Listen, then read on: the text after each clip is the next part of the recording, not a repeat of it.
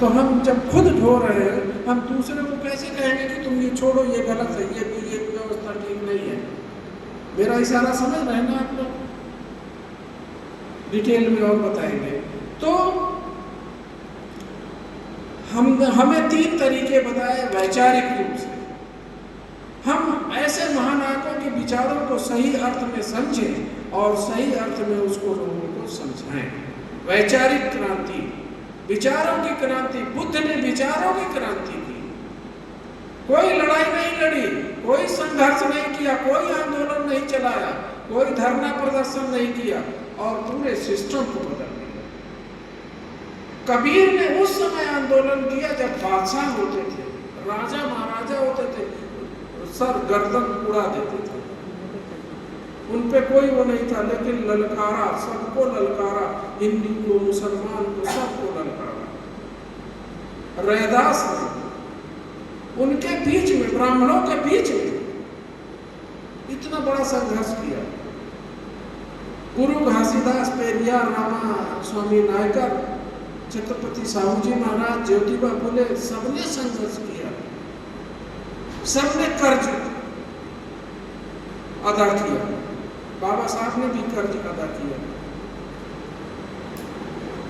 हम लोग बाबा साहब के नए अम्बेडकरवादी बनते हैं। तो वैचारिक विचारों का आंदोलन, वैचारिक क्रांति, इंटेलेक्चुअल रिवॉल्यूशन, मैं उसका नाम देता हूं इंटेलेक्चुअल वार। वैचारिक युद्ध लड़ने की जरूरत है इस समय। क्रांति नहीं, क्रांति से काम नहीं चलेगा, युद्ध से काम चलेगा। एक विचारों की क्रांति ला दी जाए। वो विचार है डॉक्टर अम्बेडकर, अम्बेडकरवाद, ब्राह्मणवाद की काट अगर कोई है तो अम्बेडकरवाद। ब्राह्मणवाद हिल जाता है, ब्राह्मणवाद डरता है केवल अम्बेडकरवाद से।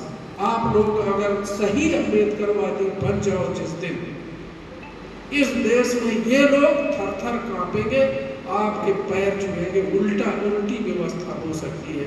रिकंस्ट्रक्शन सोसाइटी का पुनर्गठन हो सकता है, बराबरी वाली समाज व्यवस्था बन सकती है।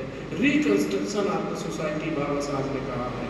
समाज के पुनर्गठन की बात किया है, बराबरी वाली समाज व्यवस्था, वन मैन वन वैल्यू की बात बाबा साहब ने की।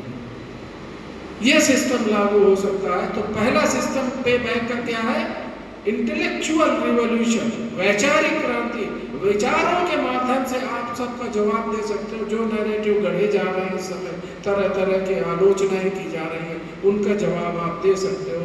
जब तक आप समझोगे नहीं, तब तक आप जवाब देने के लायक नहीं बनोगे। और वो कैडर सिस्टम के माध्यम से आपको वैचारिक मजबूती दी जाती है। दूसरा तरीका है टैलेंट, ट्रेजर, पैसा। किसी भी संगठन को, किसी आंदोलन को चलाने के लिए पैसे की बहुत जरूरत है। लोगों को नौकरी मिली है, लोग कमा रहे हैं। बाबा साहब के पास पैसा नहीं था। जितने महानायक हैं उनके पास रिसोर्सेज नहीं थे। उन्होंने रिसोर्सेज डेवलप किया और समाज को परिवर्तित किया। आपके पास रिसोर्सेज हैं। आज जिस बिल्डिंग में आप बैठे हुए हैं, ये फक्र की बात है। हमारे समाज के पास ये भी हो गया है, गाड़ियां भी हो गई हैं, अच्छे अच्छे घर हो गए, फिर भी हम पे करने के लिए तैयार नहीं हैं। फिर भी हम अपना ऋण अदा करने के लिए तैयार नहीं है। हमारे ऊपर कर्ज है, पैर से लेकर सिर तक कर्ज से डूबे हुए हैं हम इन महानायकों के। और शर्म नहीं आती हमें 5 रुपया, 10 रुपया, 20 रुपया, 50 रुपया कहीं करने में।